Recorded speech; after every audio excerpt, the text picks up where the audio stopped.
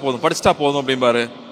ஐயோ நிறைய காசு தேவைப்படுது, என்ன பண்ணும் போதெல்லாம் அண்ணி சொல்லுவாங்க, காசு வச்சா ஆரம்பிச்சோம், அன்பு வச்சு தானே ஆரம்பிச்சோம், அது வரும்னு அண்ணி சொல்லுவாங்க. அப்படி அண்ணி சொல்லலைன்னா இவர் எப்படி தொடர்ந்து ஓட முடியும்? எனக்கு இன்னொரு இன்சிடென்ட் ஞாபகம் இருக்கு. ஏன்னா நான் வீட்டில் சின்ன வயசுல இருந்து பார்த்த விஷயங்கள் தான் நமக்கும் இன்ஸ்பிரேஷனா இருக்கு, நம்மளும் மற்றவங்களுக்கு செய்யணும்னு நினைக்கிறோம்.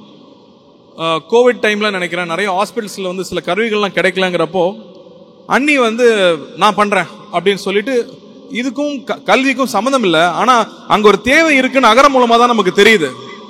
அகரம் மூலமா தான் ஒரு சின்ன சின்ன கிராமத்துல ஒரு தேவை இருக்குன்னு நமக்கு தெரியுது. ஏன்னா எல்லா சின்ன சின்ன இடங்களையும் நம்ம பசங்க இருக்காங்க. அப்ப தொடர்ந்து அதை செஞ்சாங்க. அம்மா பார்த்தோம்னா கண்ணுக்கே தெரியாது, எப்பா அந்த வீட்டுல வேலை செய்யறம்மா உங்ககிட்ட சொல்லல, ஃபீஸ் கட்ட முடியலன்னு சொல்லி நான் காசு கொடுத்துட்டேன் அப்படிம்பாங்க.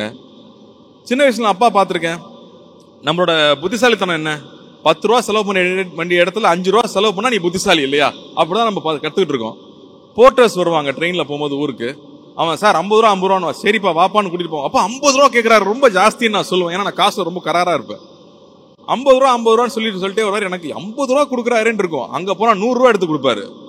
எப்பா 50 ரூபாயே ஜாஸ்தி, 100 ரூபாய் ஏன்பா கொடுக்குறீங்கன்னு கேட்டா, அந்த 100 ரூபா வச்சு அவன் வீடு கட்டிடுவானா, அவன் போனா பிள்ளைக்கு ஏதாவது சாப்பிட்றதுக்கு வாங்கி கொடுப்பான்னு சொல்லுவாரு. எனக்கு இது நான் வந்து ஒரு 10 வயசுல நான் கேட்ட கதை அது. ஆனா இன்னைக்கு வரைக்கும் அதை மறக்கவே இல்லை.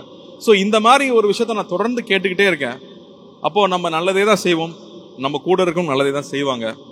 இந்த பாதை தொடரணும் அப்படின்னு ரொம்ப ஆசைப்படுறேன். அதுக்கு இன்னும் நிறைய பேர் கை சேர்க்கணும்னு நான் கேட்டுக்கிறேன். இன்ஃபேக்ட் தியாதேவ் 2 பேருமே வந்து மாதம் 300ல வந்து அவங்களோட பாக்கெட் மணியை கொடுத்துட்டு இருக்காங்கன்னு இப்பதான் எங்களுக்கு சொன்னாங்க. எனக்கு ரொம்ப சந்தோஷமா இருந்துச்சு. சோ தொடர்ந்து அடுத்தவங்க நல்லா இருக்கணும்னு நினைக்கிறவங்க தயவு செஞ்சு அகரம் கூட சேருங்க. அகரம் கூட கை சேர்க்கும் போது இது இன்னும் பலமாகும். இன்னும் நம்ம படிக்க வைக்க வேண்டிய குழந்தைகள் நிறைய பேர் இருக்காங்க, இன்ஸ்டிடியூஷன்ஸ் நிறைய பேர் முன் வர்றாங்க. இருந்தாலும் நிறைய பேரோட நேரமும் அன்பும் இங்க தேவைப்படுது. ஸோ எல்லாரும் ஒன்று சேருவோம். அகரம் தொடர்ந்து நடக்கட்டும், அகரம் நம்முடைய அகரமா இருக்கட்டும், நாம பயணிச்சுக்கிட்டே இருப்போம் அப்படின்னு நான் உங்களை எல்லாரையும் கேட்டுக்கிறேன். இது ரொம்ப அழகான ஒரு மேடை, இதுல ஒரு குடும்ப விழா, இதுல நான் வந்து கலந்துக்கிட்டது எனக்கு ரொம்ப ரொம்ப ரொம்ப சந்தோஷம். பசங்க எல்லாரும் வந்து இந்த மழையிலையும் தாண்டி வந்திருக்கீங்க. நீங்க எல்லாரும் பெரிய பெரிய சவால்கள் தாண்டி வந்திருக்கீங்க. இன்னும் வாழ்க்கையில நிறைய சவால் இருக்கு. அதனால தைரியமா இருங்க, உங்களால எதையும் தாண்டி போக முடியும். எதை சிந்திக்கிறீங்க, எதை பாக்குறீங்கன்றத மட்டும் கவனமா இருங்க.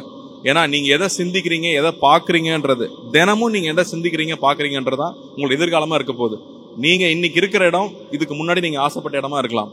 ஆனா இனி போக வேண்டிய இடம், இன்னைக்கு நீங்க எது நோக்கி போறீங்களோ அது இப்ப நீங்க நினைக்கணும்.